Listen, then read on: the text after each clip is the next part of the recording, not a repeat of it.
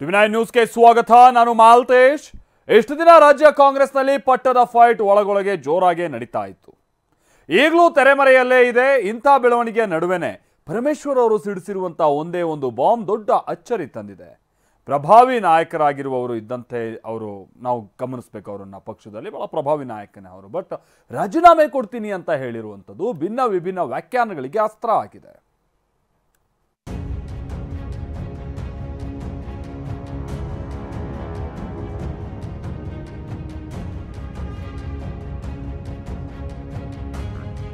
ರಾಜೀನಾಮೆ ಕೊಡ್ತೇನೆ. ರಾಜ್ಯ ಕಾಂಗ್ರೆಸ್ನಲ್ಲಿ ಪರಮೇಶ್ವರ್ ಆಡಿರುವ ಈ ಮಾತು ದೊಡ್ಡ ಚರ್ಚೆ ಹುಟ್ಟುಹಾಕಿದೆ. 108 ರಾಜಕೀಯ ವ್ಯಾಖ್ಯಾನಗಳಿಗೆ ಸಾಕ್ಷಿಯಾಗಿದೆ.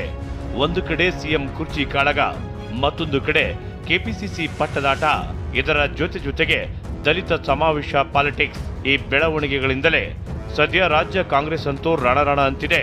ಬಿಜೆಪಿಯವರು ಯಾವಾಗ ಬೇಕಾದರೂ ಸರ್ಕಾರ ಪತನ ಆಗಬಹುದು ಅಂತ ಭವಿಷ್ಯಗಳನ್ನ ನುಡಿಯುತ್ತಿದ್ದಾರೆ. ಹೀಗಿರುವಾಗ ಕಾಂಗ್ರೆಸ್ನ ಪ್ರಭಾವಿ ಸಚಿವ, ಸಿಎಂ ರೇಸ್ನಲ್ಲೂ ಆಗಾಗ ಕೇಳಿ ಬರುತ್ತಿದ್ದ ಹೆಸರಿನ ನಾಯಕ ಇದ್ದಕ್ಕಿದ್ದಂತೆ ರಾಜೀನಾಮೆ ಬಾಂಬ್ ಸಿಡಿಸಿದ್ದು ದೊಡ್ಡ ಅಚ್ಚರಿಗೆ ಕಾರಣವಾಗಿದೆ. ನೀವೆಲ್ಲ ಒಂದೇ ಮಾತಿನಲ್ಲಿ ಹೇಳಿಬಿಟ್ರೆ ರಾಜೀನಾಮೆ ಕೊಡುತ್ತೇನೆ. ಕಾರ್ಯಕರ್ತರ ಎದುರೇ ಹೊಸ ಬಾಂಬ್ ಸಿಡಿಸಿದ ಪರಮೇಶ್ವರ್, ನಾನು ರಾಜೀನಾಮೆ ನೀಡುತ್ತೇನೆ ಹೀಗಂತ ಸ್ಫೋಟಕ ಹೇಳಿಕೆ ಕೊಟ್ಟಿದ್ದು ಬೇರೆ ಯಾರೂ ಅಲ್ಲ, ಪರಮೇಶ್ವರ್ ರಾಜ್ಯ ಕಾಂಗ್ರೆಸ್ನಲ್ಲಿ ತನ್ನದೇ ವರ್ಚಸ್ಸು ಹೊಂದಿರುವ ನಾಯಕ, ಸರ್ಕಾರದಲ್ಲಿ ಪ್ರಭಾವಿ ಸಚಿವ ಕೂಡ ಹೌದು. ನಿನ್ನೆ ತುಮಕೂರು ಜಿಲ್ಲೆಯ ಕೊರಟಗೆರೆಯಲ್ಲಿ ಕಾರ್ಯಕರ್ತರ ಸಮಾವೇಶದಲ್ಲಿ ಮಾತನಾಡಿದ ಇದೇ ಪರಮೇಶ್ವರ್, ನಾನು ನಿಮ್ಮ ಮನಸ್ಸಿನ ಆಕಾಂಕ್ಷೆಯಂತೆ ಸ್ಪಂದಿಸಲು ಸಾಧ್ಯವಾಗದಕ್ಕೆ ಕ್ಷಮೆ ಕೇಳುತ್ತೇನೆ ಅಂತ ಹೇಳಿದರು. ಹಾಗೆ ಮಾತು ಮುಂದುವರಿಸಿ, ನೀವೆಲ್ಲ ದೊಡ್ಡ ಮನಸ್ಸು ಮಾಡಿ ಒಂದೇ ಮಾತಿನಲ್ಲಿ ರಾಜೀನಾಮೆ ಕೊಡಿ ಅಂತ ಹೇಳಿದ್ರೆ ರಾಜೀನಾಮೆ ಕೊಡ್ತೇನೆ ಅಂತ ಕಡ್ಡಿ ಮುರಿದಂತೆ ಹೇಳಿದ್ದು ಒಂದು ಕ್ಷಣ ಕಾರ್ಯಕರ್ತರೇ ಬಾಯಿ ಮೇಲೆ ಬೆರಳಿಟ್ಟುಕೊಳ್ಳುವಂತೆ ಮಾಡಿದೆ. ದೊಡ್ಡ ಮನ್ಸು ಮಾಡಿ ಒಂದೇ ಮಾತಿನಲ್ಲಿ ಹೇಳ್ಬಿಟ್ರೆ ನಾಳೆ ರಾಜೀನಾಮೆ ಕೊಡ್ತೀನಿ.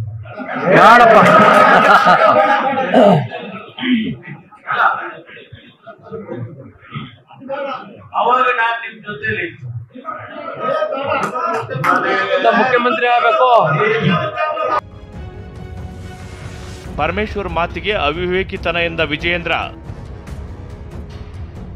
ನಾಯಕತ್ವವನ್ನ ಜನ ಕೊಡಬೇಕಾಗಿರೋದು ಎಂದ ಸಿಟಿ ರವಿ, ಪರಮೇಶ್ವರ್ ಆಡಿದ ಮಾತುಗಳೇ ಬಿಜೆಪಿಗೆ ಆಹಾರ ಆಗಿದೆ. ಪರಂ ಮಾತಿಗೆ ರಾಜ್ಯದಲ್ಲಿನ ಕಾನೂನು ಸುವ್ಯವಸ್ಥೆ ಹೋಲಿಕೆ ಮಾಡಿ ಕುಟುಕುತ್ತಿದ್ದಾರೆ ವಿಜಯೇಂದ್ರ. ಇದು ಅವಿವೇಕಿತನ ಅಂದ್ರೆ ಸಿಟಿ ರವಿ ಜನಪರ ಕಾರ್ಯ, ಜನಪರ ಹೋರಾಟದ ಮೂಲಕ ನಾಯಕತ್ವ ರೂಪುಗೊಳ್ಳುತ್ತದೆ ಅಂತ ಕಾಲೆಳೆದಿದ್ದಾರೆ. ಮಾನ್ಯ ಗೃಹ ಸಚಿವರು ಅವರ ಹೇಳಿಕೆಯನ್ನ ಗಮನಿಸ್ತಾ ಇದ್ದೆ. ಎಲ್ಲೊಂದ್ ಕಡೆ ರಾಜೀನಾಮೆ ಕೊಡಬೇಕು ನಾನು ಅಥವಾ ಕೊಡ್ತೇನೆ ಅನ್ನೋ ದಾಟಿಯಲ್ಲಿ ಮಾತನಾಡಿದ್ದಾರೆ. ಇದು ಅವಿವೇಕತನದ ಪರಮಾವಧಿ.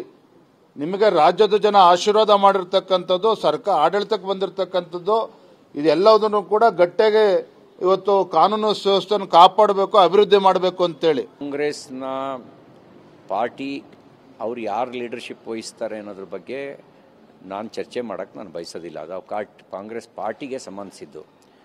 ಆದರೆ ನನ್ನ ತಿಳುವಳಿಕೆ ಪ್ರಕಾರ ನೇತೃತ್ವ ಅನ್ನೋದು, ನಾಯಕತ್ವ ಅನ್ನೋದು ಅದು ಜನ ಕೊಡಬೇಕಾಗಿರೋದು.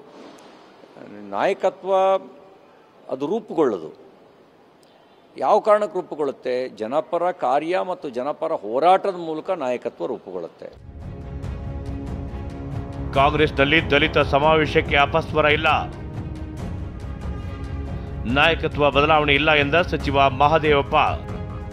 ದಲಿತ ಸಮಾವೇಶ ವಿಚಾರವಾಗಿ ಮಾತನಾಡಿದ ಎಚ್.ಸಿ. ಮಹದೇವಪ್ಪ, ಸಮಾವೇಶಕ್ಕೆ ಪಕ್ಷದಲ್ಲಿ ಅಪಸ್ವರ ಇಲ್ಲ, ನಾಯಕತ್ವದ ಬದಲಾವಣೆಯೂ ಇಲ್ಲ ಅಂದ್ರು. ಅವು ನಿರಂತರವಾಗಿ ನಡೆದೇ ಈಗ ಹೋಗ್ತಿರೋದು ಅದೇ ಸಮಾವೇಶ ಅಲ್ವಾ?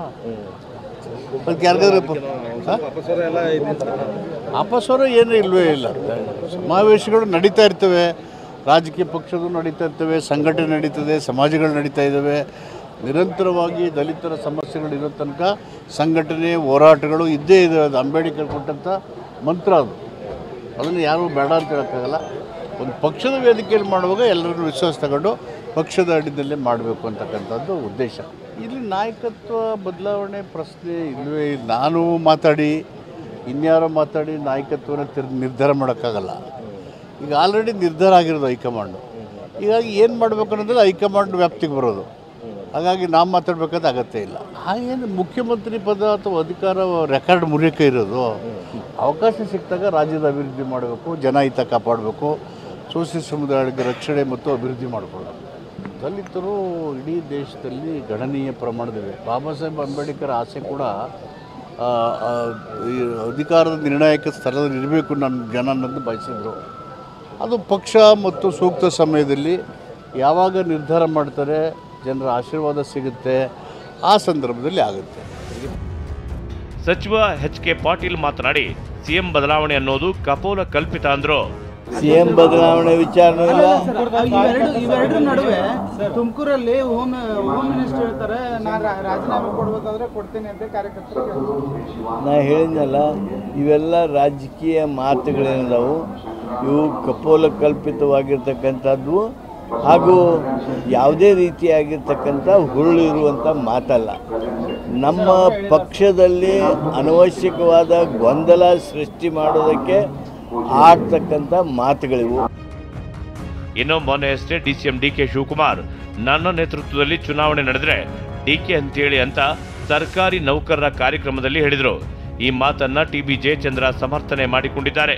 ಎಲ್ಲ ಒಂದು ಕಡೆಗೆ ಕಾರ್ಯಕರ್ತರಿಗೆ, ಅವರು ಪಕ್ಷದ ಅಧ್ಯಕ್ಷರು, ಅವರು ಕಾರ್ಯಕರ್ತರಿಗೆ ಎಲ್ಲ ಒಂದು ಕಡೆ ಕಾನ್ಫಿಡೆನ್ಸನ್ನು ಕ್ರಿಯೇಟ್ ಮಾಡಬೇಕಾದಾಗ ಒಮ್ಮೊಮ್ಮೆ ಆ ರೀತಿಯಾದಂಥ ಹೇಳಿಕೆಗಳನ್ನ ಮಾಡಬೇಕಾಗ್ತದೆ. ನಾನಿದ್ದೇನೆ ಅಂತಕ್ಕಂಥ ರೀತಿಯಲ್ಲಿ ಆ ಕಾನ್ಫಿಡೆನ್ಸನ್ನು ಕ್ರಿಯೇಟ್ ಮಾಡಬೇಕಾದಾಗ, ಈಗ ಫೀಲ್ಡಲ್ಲಿ ಇರ್ತಕ್ಕಂಥ ವಾರಿಯರ್ಸ್ ಇದ್ದಾರಲ್ಲ, ಅವ್ರಿಗೆ ಕಾನ್ಫಿಡೆನ್ಸ್ ಕ್ರಿಯೇಟ್ ಮಾಡ್ತಕ್ಕಂಥದ್ದು ಪಕ್ಷದ ಜವಾಬ್ದಾರಿ ಆಗುತ್ತೆ, ಅಧ್ಯಕ್ಷರ ಜವಾಬ್ದಾರಿ ಆಗುತ್ತದೆ.